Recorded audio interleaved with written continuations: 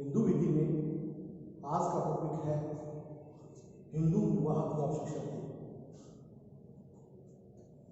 What are the essential condition of a valid Hindu marriage?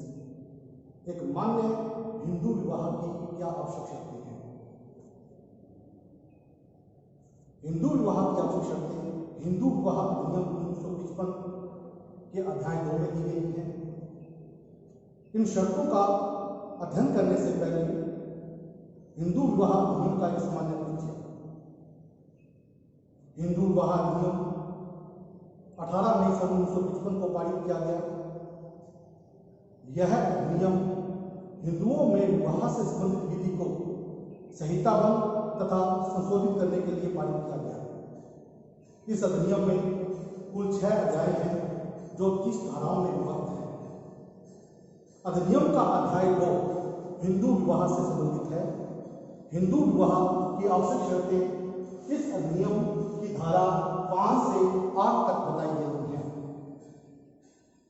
अतः एक मान्य हिंदू विवाह के लिए इस अध्याय के अनुसार निम्न शर्तों को पूरा किया जाना अनिवार्य है। वो शर्तें हैं monogamy, soundness of mind, age of marriage, beyond prohibited degrees, beyond sapinda relationship, marriage ceremony and registration of marriage. एक मान्य हिंदू विवाह के लिए धारा 5 के अनुसार पहली आवश्यक शर्त है एकल विवाह। विवाह के पक्षकारों का विवाह एकल विवाह की श्रेणी में आना चाहिए। यहां एकल विवाह से तात्पर्य विवाह के समय वर का कोई जीवित पत्नी ना हो और वधू की कोई जीवित पति ना हो। इस प्रकार एक हिंदू मान्य विवाह की पहली आवश्यक शर्त है मोनोगेमी, एकल विवाह, धारा 5 क्लोज 1। इसी अधिनियम की धारा 5 के क्लोज 2 के अनुसार मान्य हिंदू विवाह की जो दूसरी आवश्यक शर्त है वो है पक्षकारों की स्वच्छता। विवाह के समय विवाह के पक्षकार स्वच्छित होने चाहिए। यहां स्वच्छता को मापने की इस अधिनियम में 3 आधार दिए गए हैं। इस धारा के अनुसार विवाह के समय वैवाहिक पक्षकार विवाह की विधि मान्य सम्मति देने में समर्थ होने चाहिए, या विवाह के समय यदि विवाह के पक्षकार विधि मान्य सम्मति देने में तो समर्थ है, लेकिन वो किसी ऐसे मानसिक विकार से पीड़ित नहीं होने चाहिए जिससे कि वो विवाह या संतान उत्पत्ति के लिए असमर्थ हो। अगर वो उनमें ऐसा कोई मानसिक विकार है तो वो भी अस्वस्थता की कैटेगरी में आएगा। और तीसरा आधार है कि विवाहिक पक्षकारों में से किसी को उन्मुक्ता का दौरा बार बार नहीं पड़ना चाहिए। इस प्रकार इन तीनों आधारों में से एक भी आधार अगर विवाह के किसी पक्षकार में है तो वह आधार अस्वस्थता की कैटेगरी में आएगा। यहां मैं आपको एक संशोधन की तरफ ध्यान दिलाना चाहूंगा। अधिनियम की धारा 5 के क्लोज 2 जहां मैंने आपको ये बताया है कि पक्षकारों को उन्मुक्ता का दौरा बार बार नहीं पड़ना चाहिए, वहां पहले शब्द मिर्गी भी शामिल था, लेकिन 1978 के संशोधन के द्वारा इस मिर्गी शब्द को हटा दिया गया। अब अधिनियम की धारा 5 की तीसरी आवश्यक शर्त एज ऑफ मैरिज, विवाह की आयु। अधिनियम की धारा 5 के खंड 3 के अनुसार विवाह के समय वर ने 21 वर्ष की आयु तथा वधू ने 18 वर्ष की आयु पूरी कर ली हो, अर्थात विवाह के समय वह कम से कम 21 वर्ष का जबकि वधू कम से कम 18 वर्ष की होनी चाहिए। यहां भी 1978 के द्वारा संशोधन किया गया है। 1978 से पहले वैवाहिक पक्षकारों की आयु में वर की आयु 18 वर्ष थी, जबकि वधु की आयु कम से कम 15 वर्ष होनी चाहिए थी।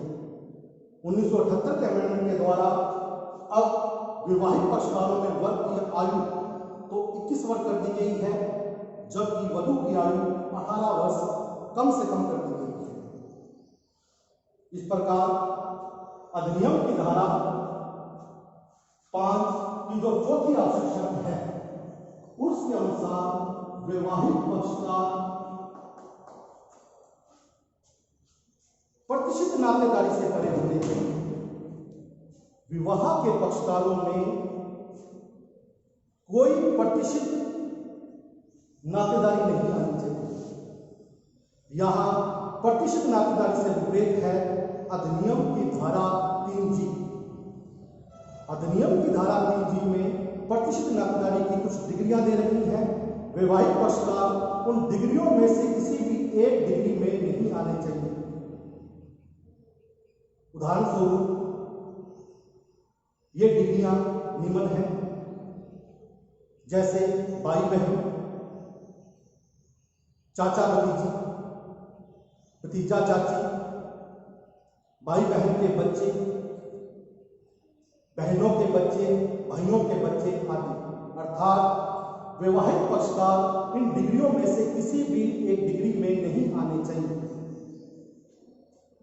अधिनियम की धारा 5 की जो अगली आवश्यक शर्त है वो है बियॉन्ड स्पिंडा रिलेशनशिप, यानी विवाह के पक्षकार के बीच में कोई स्पिंड नातेदारी भी नहीं होनी चाहिए। यहां स्पिंडा नातेदारी से विपरीत है अधिनियम की धारा 3F। अधिनियम की धारा 3F में स्पिंडा नातेदारी को परिभाषित किया गया है।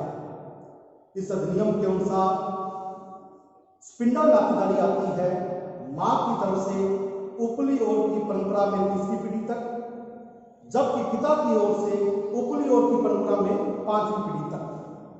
ये यहां तक की जो नातेदारी है वो स्पिंड नातेदारी में आती है। इसलिए वैवाहिक पक्षकारों के बीच में ऐसी नातेदारी नहीं आनी चाहिए, नहीं होनी चाहिए। लेकिन यहां इन दोनों शर्तों का एक सामान्य अपवाद भी है। वो अपवाद किसी अधिनियम की धारा 5 में ही बताया गया है।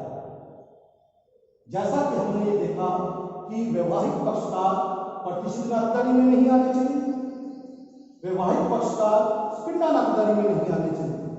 लेकिन इन दोनों ही शर्तों का एक सामान्य अपवाद है दोनों पक्षकारों की रूढ़ी या प्रथा।